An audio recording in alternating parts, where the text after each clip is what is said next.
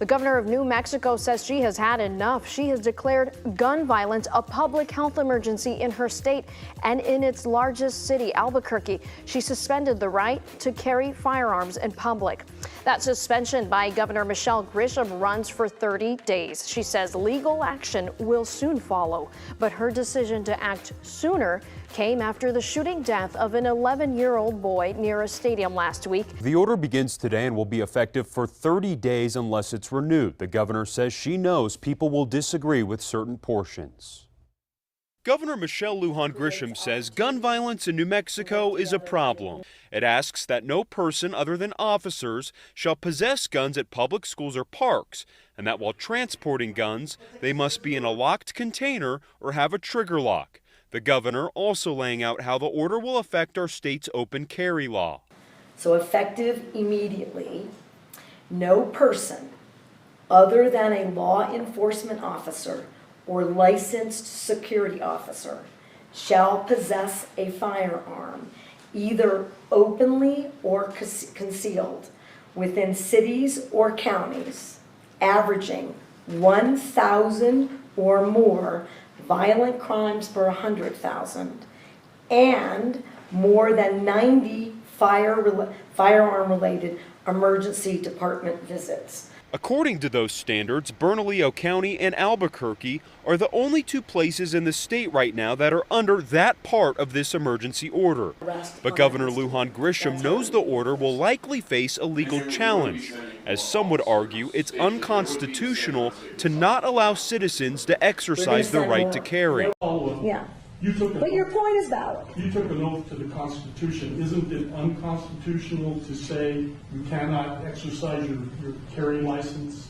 With one exception, and that is if there's an emergency, and I've declared an emergency for a temporary amount of time, I can invoke additional powers.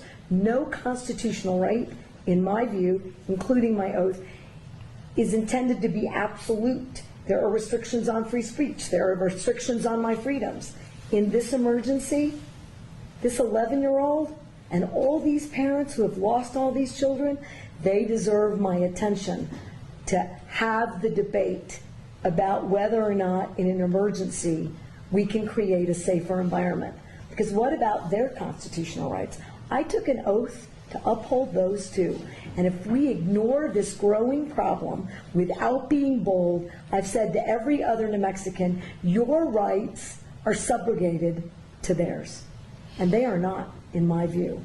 Wait a minute, okay. You're talking about crimes. There are already laws against the crimes, so how are their rights? I got it, but again, if I'm unsafe, who's standing up for that right? If this climate is so out of control, somebody should do something. I'm doing as much as I know to do. Madam Governor, do you really think that criminals are going to hear this message and not carry a gun in Albuquerque on the streets for 30 days? No. But here's what I do think. It's a pretty resounding message. Two New Mexico lawmakers have now called for the impeachment of Governor Michelle Grisham following her public health order she announced yesterday at the Roundhouse.